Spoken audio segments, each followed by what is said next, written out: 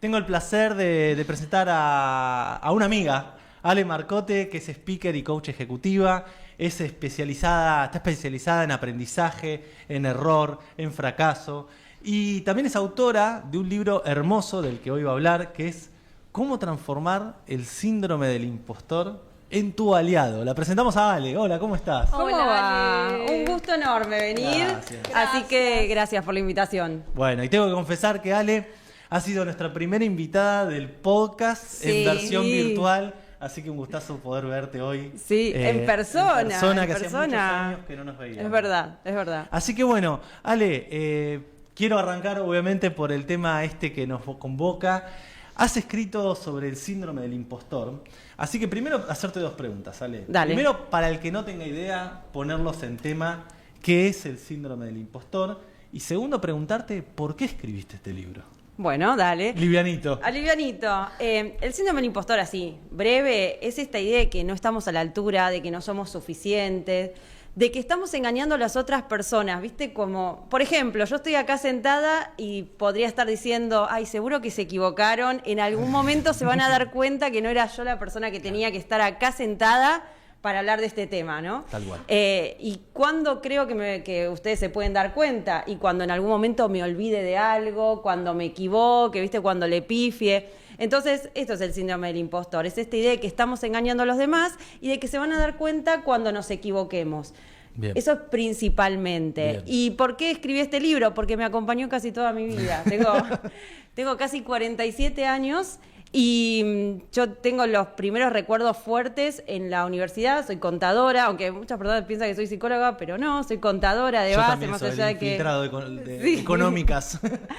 Entonces tengo esos primeros recuerdos ahí a los 20 y pico de estar recibiendo notas y que me iba bien y decir, no, pero en el segundo examen se van a dar cuenta que en realidad yo no sabía tanto, estar comparándome todo el tiempo con compañeros. Yo trabajaba, pero no trabajaba, por ejemplo, en estudios contables, ¿viste? Y entonces había otros chicos que sí trabajaban. Y entonces yo decía, no, pero ellos sí saben porque ellos están todo el tiempo. Yo trabajaba en un banco, pero de otra cosa. Entonces, esa comparación y ese menosprecio por lo que uno sabe y que en algún momento se iban a dar cuenta que ellos sabían y yo no, que yo era más de la teoría. Con lo cual me acompañó de ahí en adelante, después incluso en mi cambio de carrera. Entonces llegó un momento, sobre todo cuando viene la pandemia, Sí. en ese momento en donde no tenía pensado escribir sobre esto, la verdad. Había empezado a escribir sobre aprender del error, que era el tema que yo venía trabajando antes y que se conecta obviamente con esto. Pero en un momento había escrito en LinkedIn un artículo que había tenido bastante repercusión. Después dije, estaría bueno hacerle un taller aparte, porque esto yo lo incluía dentro de lo que eran los talleres de aprender del error. Entonces, pero estaría bueno hacer un taller aparte, además porque era un tema que a mí me convocaba mucho. Y empecé, bueno, a juntar información, a escribirla, agarré de otras cosas que tenía escritas. Primero iba a ser la parte de un taller y después terminó siendo un libro, ¿no? Como esto tiene que ser un libro que tiene casi 300 páginas, o sea, tiene bastante para hablar, ¿no? Había para hablar, pero creo que lo que hace el libro es, o por lo menos lo que dicen muchas personas, es cuando yo te leo mi historia. Porque de alguna forma todos fuimos atravesando por distintos desafíos, sea en, no sé, en la Facultad de Económicas, o sea, en otro ámbito.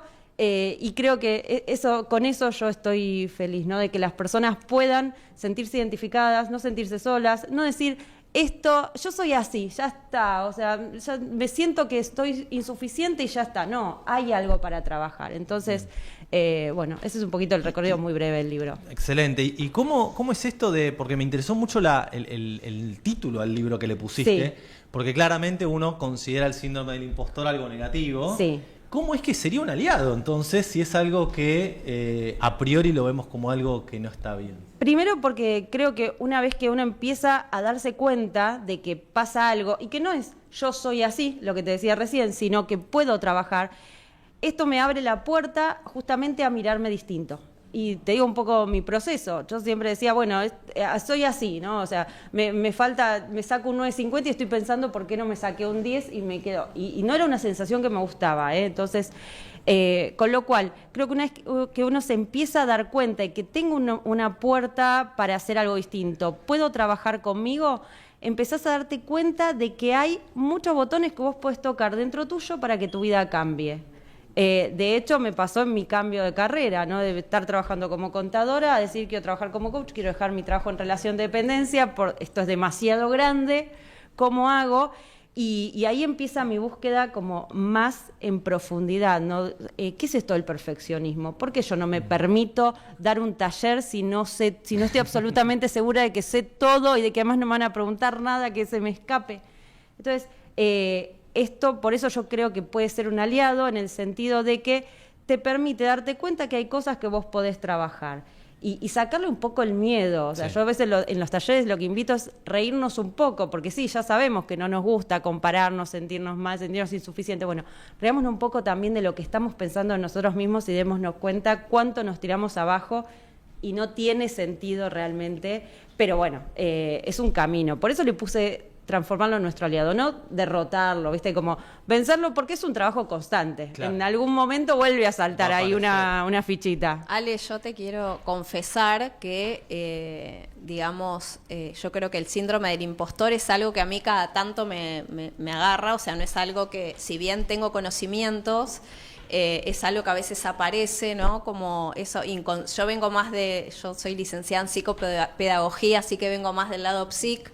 Y me pasa que hay veces que inconscientemente me doy cuenta que tengo esto de me van a descubrir, se van a dar cuenta que no soy tan buena en esto o que fallo y creo que empezar a descomprimir, entender que es algo que nos pasa a la mayoría de las personas, pues no me gusta generalizar. A mí me dio tranquilidad cuando empecé a hablar con otras personas y me dijeron, a mí me pasa lo mismo. Yo le decía, ¿en serio?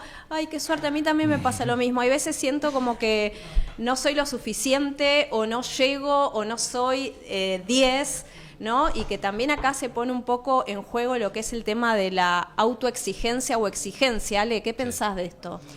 Primero, eso para mí es un gran hack, el tema de decir, yo pensé que era yo sola y resulta que hablo con él y él me dice que también en algún momento lo sintió. Y hablo con vos, que yo te creo allá arriba, te veo y también te pasó. Entonces, muchas veces en los talleres, incluso de varios encuentros, al final, ¿qué te llevas? Y lo primero que aparece es que no estoy sola, que no estoy solo, que al final no era algo que... Porque la vergüenza te aísla. Cuando vos sentís que no sos suficiente, que te falta, que se van a dar cuenta, la vergüenza te aísla. En cambio, cuando vos te das cuenta que esto lo podés hablar, bueno, lo podés poner un poquito más liviano y podés separarte de esa voz. Y sabes que pasa mucho en las empresas. Por ejemplo, me pasó en una compañía que había muchísima gente conectada. Eran 400 personas más o menos de la empresa. ¿400? Pero había 200 conectadas y eran 400 en las empresas. O sea, en la empresa. Había venido muchísima gente, estaban online. Y cuando empieza el chat, empieza a full. Y de repente alguien dice, che, pero estamos la mitad acá y la mayoría estamos diciendo que esto nos pasa. Y eso fue como muy loco, muy interesante. Y pasa también en los talleres cuando, recuerdo uno que estaba la directora y había una pasante, o sea, pasamos por todo el rango, ¿no? Sí. de las personas con mucha diferencia de experiencia, de camino. Y de repente cuando la directora empieza a contar, del área empieza a contar que a ella también le pasaba y que de repente en algunas circunstancias, ahora le pasaba, por supuesto con mucho trabajo interno, ya no era lo... Y la pasante se quedó como, no te puedo creer, o sea, yo te tengo allá arriba y no puedo creer que te pase, y además esto que me está pasando a mí, que qué hago con gente tan grosa acá. Entonces, cuando vos lo empezás a hablar, te das cuenta que es una experiencia humana, que nos pasa a todos, que nos estamos midiendo con una vara allá arriba. Detrás del síndrome del impostor hay creencias como debería hacerlo perfecto, debería poder con todo, debería saberlo todo, las cosas deberían salirme fácil y rápido. Uf. Y te hago una que escuché, no sé si está también relacionado con esto, que es el factor suerte. Sí. También. Y el tema de la falsa humildad. Muy ¿no? bueno, Maxi, Sí, lo que Porque traes. a veces como que decir, no, yo me lo gané, yo trabajé duro, yo me lo merezco, es como que te ponen un dilema moral de decir voy a parecer arrogante o soberbio, ¿no? Claro, tal cual. Primero, a veces el síndrome del impostor se confunde con la falsa modestia, A ver. ¿no? Porque, por ejemplo, me pueden decir a mí, mira, me pasaba cuando yo estudiaba en la facultad. A mí me va bien en general, entonces pero yo la pasaba muy mal antes de los Sí. exámenes. Entonces recuerdo que había, por ejemplo, amigos, mi mamá hasta a veces me decía, ay, dejá de hacer teatro si ya sabés que te va a ir bien. Y yo la estaba pasando muy mal, Claro. o sea, la sufría mucho. Entonces, en ese caso, es el síndrome del impostor, no es falsa modestia. Claro. Pero sí pasa también que hay personas que de repente me dicen, no, yo creo que me puede ir bien, pero tampoco quiero decirlo, porque, o sea, tampoco quiero decirlo que creo que me puede ir bien o que soy buena, porque ¿qué van a pensar de mí? Entonces empiezan a decir, no, bueno, no es para tanto, ahí sí hay un poco de falsa modestia, pero a algunas personas les termina pasando que esa falsa modestia empieza a alimentar el síndrome del impostor, porque empiezan a tener un discurso de al final no soy tan bueno. Te lo O no crees, sé, digamos. te lo terminás creyendo. Claro. Hay personas que no y es falsa modestia. Entonces, bueno, ahí hay un límite muy delgado y tiene que ver con la experiencia interna de la persona. Sí, lo que dicen algunos es que esto es un mecanismo de defensa anticipatorio, ¿no? De decir, me va a ir mal, cuando en el fondo sabés que te va a ir bien. Y eso, como decís vos, que le pasa a algunas personas, termina alimentando el síndrome del impostor y ahí es donde nos encontramos, ¿no? En esta que me gustó la diferenciación que vos haces, ¿no? La falsa modestia del síndrome del impostor, que realmente la pasás mal, que de verdad hay algo que no te está permitiendo poder, digamos, salir y relucir todas tus habilidades, todas tus competencias, porque es algo que te termina limitando. Claro, y de hecho muchas veces el síndrome del impostor, salió un estudio hace no tanto que decía, bueno, el síndrome del impostor tiene digamos, su parte positiva en que son personas, o que al sentirlo las personas obtienen un alto rendimiento. Yo igual eso lo pongo entre comillas, Sí. porque muchas veces provoca como bastante sufrimiento interno, ¿no? Esa Claro. exigencia termina teniendo un agotamiento. Claro, sí, tenés un alto rendimiento quizás, porque fíjate qué interesante, porque a veces no es que querés conseguir el 10, el éxito, podríamos decir, sino que actuás, hay personas que el síndrome del impostor las lleva a actuar para evitar el fracaso. O sea, y me termino sacando el 10, Sí. pero porque ¿A qué estoy... costo? Claro, a un costo altísimo, pero porque estoy queriendo evitar el 4, ponele. O sea, te motiva tanto digamos, a no equivocarte, entonces para que la gente no se dé cuenta, que terminás consiguiendo un tremendo rendimiento. Entonces hay un montón de mecanismos que se están dando ahí atrás, que obviamente para mí, o por lo menos además en mi experiencia y por supuesto también lo que investigo, bueno, tiene un alto costo, ¿no? Y hablando ahí de estudios e investigaciones, no sé si existen estadísticas sobre cómo se distribuye a nivel demográfico, es decir, ¿sucede más en los hombres, en las mujeres? ¿Tiene que ver la edad? ¿Hay algo que ver con la formación académica? ¿Hay algo de data de eso? Hay diversos estudios y tienen, para mí, como si tuviera que generalizar un poquito, lo más interesante es que en general a partir del 70% para arriba las personas lo sienten. Después hay Un montón. estudios que hablan del 80, el 85, del 90, y tenés de personas que trabajan independiente en distintas situaciones, pero es que varía mucho, depende del lugar, depende de la profesión, depende de la ocupación. Lo que sí, hay algo que se habla mucho que es como el síndrome del impostor lo sienten las mujeres. Se habla mucho del síndrome de la impostora. Yo, por ejemplo, al libro le puse el síndrome del impostor porque lo que sí veo, y lo que también estoy muy de acuerdo con las investigaciones que van por el lugar de que los varones también lo sienten, Sí. o sea, lo experimentan, varones y mujeres. Sí hay cuestiones diferentes respecto de cómo impacta la cultura. Por ejemplo, en el caso de las mujeres, sobre todo en el tema del desarrollo profesional. Entonces, sí hay como una barrera un poco más alta para tratar de desarmar el síndrome del impostor por cuestiones culturales. Sí. ¿Sí? De repente tenemos el tema de la modestia, entonces a las mujeres nos cuesta más vendernos, nos cuesta más apropiarnos de nuestros logros, también la doble vara de cómo en algunos ámbitos, Sí. ¿no? Se mira a los varones y a las mujeres, nos podemos meter ahí, incluso mismo esto de el estereotipo de género y el tema de que las mujeres, ahora quizás no se habla tanto de eso, pero quizás cuando yo era más chica, esto de que las mujeres no son tan intelectuales, las mujeres son emocionales y no son Sí. tan racionales e intelectuales. Y a mí me asombró cuando escribí el libro que hay estudios que todavía sigue habiendo una percepción de que las mujeres son menos intelectuales que los varones. Entonces, de repente todavía hay ciertas cuestiones que afectan al síndrome del impostor en las mujeres. Pero como conclusión podríamos decir que a los varones también les afecta. De hecho, hay talleres, te digo, últimamente, que es mitad y mitad. Claro. Y vienen y cada vez más también hay algo de que los varones creo que se están animando a hablar más. Es que eso iba a decir. No lo dicen los hombres. Exacto, porque hay algo de esta deconstrucción que hablamos Exacto. muchas veces, que tal vez es un tema que en cualquier conversación de mujeres podía salir esto, y bueno, quizás un varón, No lo un reconoce. director animarse a decir, yo creo que no soy suficiente para el puesto, siento, tal vez no se lo hubiera permitido. Claro.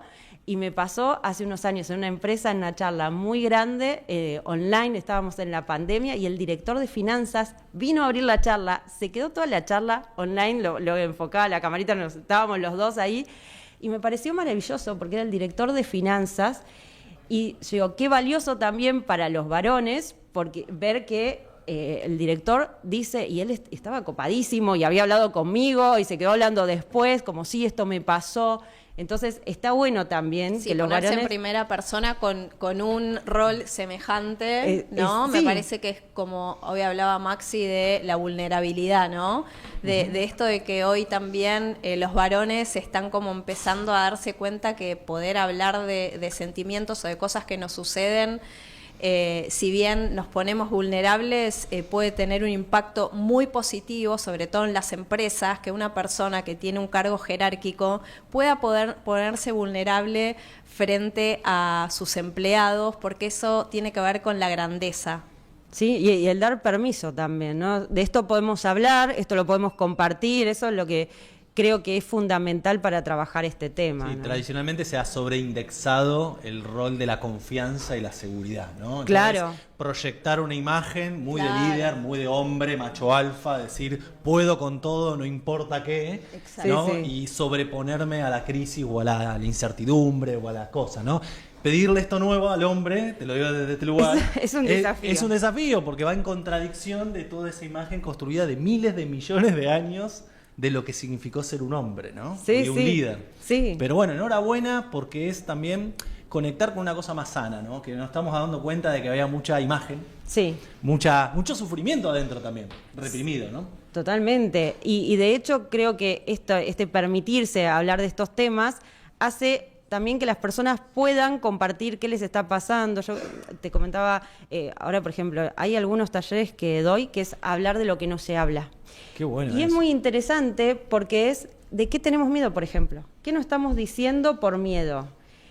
Y es muy flashero, y lo voy a decir así, es un flash que las personas se animen a decir de qué tienen miedo de decir. Y es por el miedo a la crítica, por el miedo a que lo Maravilloso. etiqueten o la etiqueten de egoísta, de poco colaborativo, alguien que tiene que necesita decir que no para cumplir con sus objetivos, por ejemplo, o a negociar. Entonces hay mucho miedo a mostrarse, a decir no sé, ¿no? No sé, y ahí nos empezamos a dar cuenta de que como incluso un líder o algunos compañeros que saben, al decirle a la otra persona, dale, ¿cómo vas a preguntar eso? Ya lo deberías saber. La persona se retroalimenta el síndrome del impostor Obvio. diciendo, ya lo debería saber, ¿y qué estoy haciendo acá? No pregunto. Después eso genera retrabajo, genera bastantes problemas, pero es muy interesante cómo el síndrome del impostor puede influir en que haya cosas que no se hablen. Entonces, qué importante este espacio que pueden abrir los líderes, este permiso que pueden dar para que se hablen de determinadas cosas en primera persona, ¿no? Y Arrancando por ahí. Ale, yo te quiero dar un regalo Sí. rápido, que te quiero contar algo. Yo voy a Shalom Bait, que es una organización donde se trabaja con mujeres que han sufrido violencia de género. Y la otra vez hablaba con una de mis compañeras y le hablé del síndrome del impostor, ¿no? Lo hablé en el grupo, que somos como 10. Bueno, a los días recibo un llamado de esta compañera de Pau que me dice, muchísimas gracias Luciana, porque le pude poner nombre a lo que me estaba pasando, me puse a investigar y sí, yo estoy pasando por esto que vos me contaste que se llama el síndrome del impostor. Estoy pasando por estas sensaciones porque no sabía ya cómo catalogarlo, entonces... Nada, te invito, Ale, a que, aparte de las empresas, que nos cuenten si también haces talleres fuera de lo que es lo empresarial, aparte de tu libro y todo, si también das charlas más como a la sociedad o todavía no. Doy, de hecho, bueno, tengo una clase online que está siempre disponible y cada tanto voy abriendo espacios para trabajarlo, porque Qué bueno. de hecho, cuando lo empecé a hacer, el síndrome del impostor, primero fue taller abierto y después fue a las empresas. O sea, yo venía a dar talleres en las empresas de aprender el error y demás, y cuando vino toda la pandemia, los primeros talleres fueron abiertos. Así que es un tema hermoso para trabajar. Hay mucho, a veces uno piensa, es un tema chiquito, 1 hora. No, imagínate las creencias que te dije, ¿no? Debería hacerlo perfecto, debería poder con todo, debería salirme fácil. Hay mucho para trabajar y como vos decís, creo que cuando uno puede identificarlo, ahí el 50% de esa sensación baja. ¿No? Uno podría decir, no, necesito una receta, hablalo, o sea, identificalo, hablalo con una compañera, con un amigo, y ahí ya esa sensación baja muchísimo. Si puedes mostrar el libro de nuevo, Ale, por Sí, favor. cómo no. A ver, ya que estamos A ver, ahí. Ahí, tercera Ahí está. edición. Tercera, ya se está terminando. ¡Epa! Así que ¿Vamos se para viene. la cuarta? Vamos para la Mostremos cuarta. un poquito más Pará, si a ver ahí. No lo llegan a ver. ¿Dónde se puede comprar el libro, Vale? En este momento está en mi página. En tu página, que ¿cómo es? alemarcote.com. Alemarcote.com, bueno, como tu nombre, fácil. Exactamente, alemarcote.com. Y Bien. bueno, veremos la cuarta edición si vuelve a librerías, pues ya Ni quedan lo poquitas. dudes, porque es un tema súper vigente que todos necesitamos conocer para mejorar nuestra vida, que básicamente Excelente. lo que queremos acá, que es ponerse en marcha, es que tengamos, que podamos vivir bien dentro de lo posible y aprendiendo un montón de cosas para ponerlas en práctica. Totalmente. Bueno, última pregunta antes de hacer el cierre. Quería preguntarte, ¿qué has aprendido vos? ¿Qué has aprendido vos producto de trabajar en este descubrimiento con el libro y de escribir? Porque vieron que, como sos autora, lo sabés. Sí. Esto es una autoayuda para uno también, porque uno aprende un montón de uno. ¿Que te ha cambiado la vida o la forma de ver el síndrome del impostador como a tu aliado en tu caso personal? En mi caso, creo que ha sido en parte un desafío escribir el libro. Sí. Si quieren, les leo una página. Sí, obvio. Porque, Por supuesto, Ale, por favor, qué lujo. Creo, y gracias por esa pregunta, porque creo que a veces uno ve el libro, pero el libro detrás tiene mucho trabajo interno. O sea, Claro. más Es allá para de lo. en el fondo es para uno un poquito. Totalmente. ¿O no, Ale? Esto que siempre dicen, ¿no? ¿En quién te tenés que convertir para llegar a Claro. eso? Y es desafiarte un montón. Personalmente, este libro atravesó, en mi caso, como muchos momentos, así como fue, esto tiene que ser un libro, y lo empecé a escribir. En el momento en que estaba yo sentía que estaba redondeándolo, se enfermó mi mamá, me mudé a la casa de mi mamá a cuidarla, todas las correcciones, yo pensaba venderlo, o sea, hacer como una autopublicación, pero Sí. porque tenía esas ganas de hacerlo de una forma diferente. Terminé yendo por editorial, porque Sí. bueno, estaba pasando toda esa situación, entonces fue muy desafiante para mí. De hecho, lo presenté con mi mamá en el hospital, o sea, fue un proceso muy desafiante. Y hoy lo miro y digo, no puedo creer, mirando hacia atrás, Claro. que el libro esté por la tercera edición, las puertas que abrió. Digo, ustedes me decían que aprendí, que a veces uno se guarda muchas cosas. Todo esto podía estar en mi computadora, y ahora hay muchas cosas en la computadora, entonces es un recordatorio para mí que uno puede tener ¿Ya muchas... nos estás adelantando que vas a escribir otro libro? Sí, debería. O sea que tenemos una primicia. Sí. Tengo varias cosas escritas, pero digo, uno las tiene escritas y dice, no, ¿a quién le va? Pero a vos te parece, y además hay muchos libros, hay gente re grosa escribiendo sobre esto, y vos nunca sabés tu palabra, tu forma quién le de llega? escribirlo, a quién le llega. Totalmente. De hecho, me ha escrito, mira, tengo 3 casos de personas que me han escrito porque habían sacado el registro. O sea, Wow. sí, leyendo tu libro, obviamente con un montón de otras cosas, ¿no? Pero digo, ¿sabes qué? Tu libro me ayudó para sacar el registro. Yo nunca pensé que al escribir el libro en que alguien saque el registro. A ver, vamos con- Entonces, voy a con las la- palabras. a ver. Mira, dice, esto lo escribí cuando el libro ya lo había terminado, tenía todo cerrado y dije, voy a dejar las últimas palabras. Ay, me A ver. encanta. Entonces dice, probablemente este libro no hubiera llegado a tus manos si le hubiera dado espacio a las voces que decían que era exponerme demasiado, que el texto podía ser muy extenso o aburrido, que podía ser muy académico o demasiado coloquial. O tampoco si hubiera escuchado la voz que me decía, ¿vos vas a escribir un libro? ¿No será mucho? No voy a decir que fue sencillo, ha sido un gran desafío personal en muchos aspectos, pero de algo estoy segura, aprendí muchísimo sobre mí misma en todo este proceso.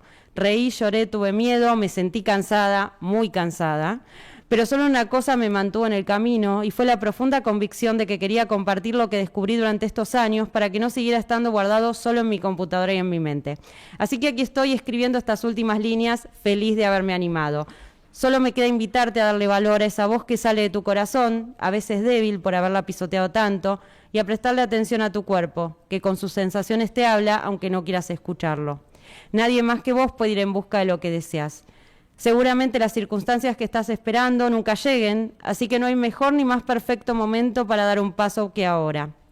Nadie dijo que iba a ser cómodo o fácil, y claro que puede dar miedo, mucho miedo, pero para eso estamos aquí.